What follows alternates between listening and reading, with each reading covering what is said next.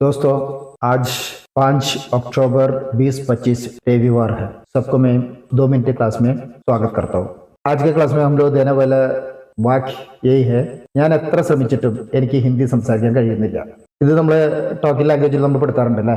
ഞാൻ എത്ര ശ്രമിച്ചിട്ടും എനിക്ക് ഹിന്ദി സംസാരിക്കാൻ കഴിയുന്നില്ല. चाहे मैं कितना भी कोशिश कर लूं मैं हिंदी नहीं बोल सकता.